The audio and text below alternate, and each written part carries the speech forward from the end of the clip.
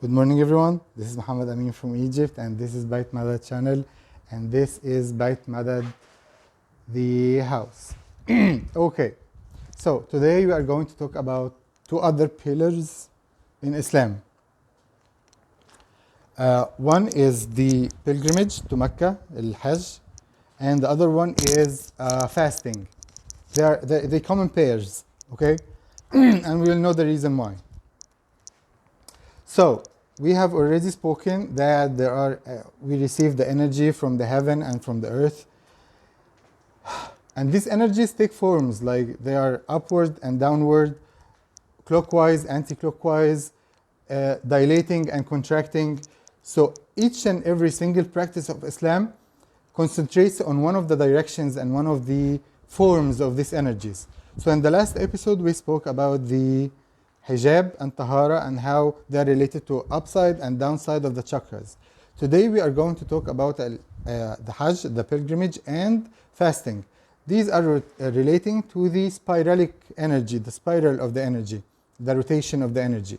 So everything in the universe is in the form of a spiral. When we spoke about the energy, the yang energy coming from the stars and the yin energy coming from earth, they are not just produced as rays, they are produced in a spiralic form. The yang energy are coming down to earth in a spiralic form, in a downward and anti-clockwise motion. The yin energy is clockwise motion. Okay, so when you're cooking food, for instance, if you want to make a dish that is more yin, like say for instance, someone has yang disease, like cancer prostate, for instance. So when you cook the food, you cut it small pieces to make it more yin, and when you're rotating the pot, you are stirring it in a clockwise manner so that you can give it more yin energy. And you make a woman cooks it to give it more yin energy. And the opposite is true as well. If someone is having yin disease, say like breast cancer or something, you can cut the vegetables bigger chunks, put it longer on the fire, rotate it anti-clockwise, and maybe you can make a man cook it. This will give it more yang energy. So everything in the universe is yin and yang. Even in Islam, خلقنا من كل شيء زوجين ذكر وأنثى. Even in Christianity, Alpha Omega, I think that's how I heard it. So everything is yin and yang. Anyway, back to the spiralic movement. So everything in a spiralic movement. So even the spiral that comes to our head, here you will have a spiral. Our fingerprints are spiralic. Our hands when we were infants, it was spiralic. The waves are spiral. The trees grow in a spiralic movement. The flower is spiral.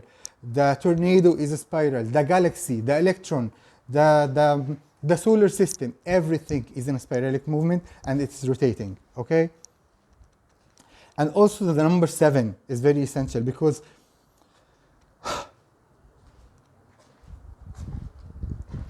in Islam, I don't know about most of the religions. In Islam, it is said that God has created the universe in 7 days, in 6 days, and in the 7th day, He sat on the chair or whatever. Okay, so there is 7 days of creation, 7 days of the week, 7 layers of octave, 7 colors of the rainbow.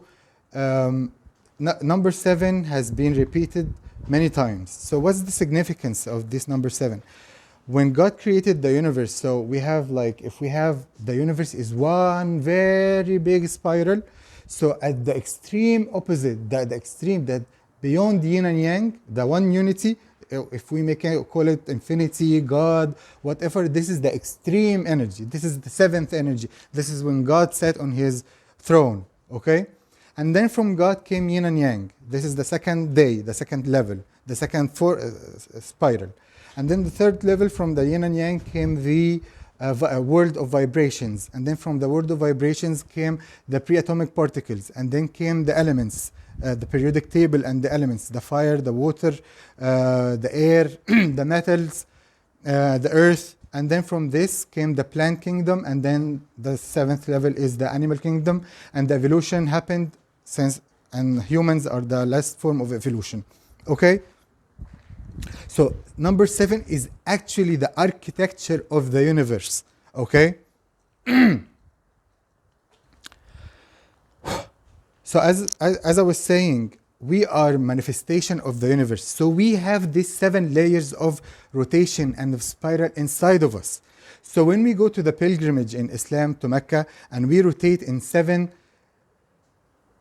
rounds around the Kaaba, 7 rotations, so it's the same thing. You are strengthening your 7 bodies. You are strengthening that, not the 7, the 7 bodies are related to the prayer. We're going to talk about this later. I'm talking about the spiralic energy. You rotate around the Kaaba in anti-clock manner to strengthen the spiralic energy inside of you. Sorry. And then when you fast in Ramadan, for instance, you strengthen the same spiralic energy but clockwise. Because when you're fasting, imagine it as a magnet. The hunger you feel in your stomach is a form of magnetism that attracts anything. Like, for instance, they say when you're fasting, you can pray. Your prayer will be closer to God. Because when you're not eating, the energy that you're not getting as food, you are getting more. You are getting it more as other wishes, other thoughts. Because the spiralic energy in you is strengthened. So. Fasting and pilgrimage are related together. They strengthen the spiralic energy inside of us. One is clockwise and one is anti-clockwise. There is one thing that happens in the Safa in the Hajj called Safa and Marwa. So people, after they make the 7 rounds around the Kaaba, they have to go 7 walks very fast. They walk very fast for 7 rounds, but parallel ways, like straight forward and back again, straight forward and back again, 7 rounds. This is to strengthen the 7 rounds. So it's another form of strengthening. You know what I mean?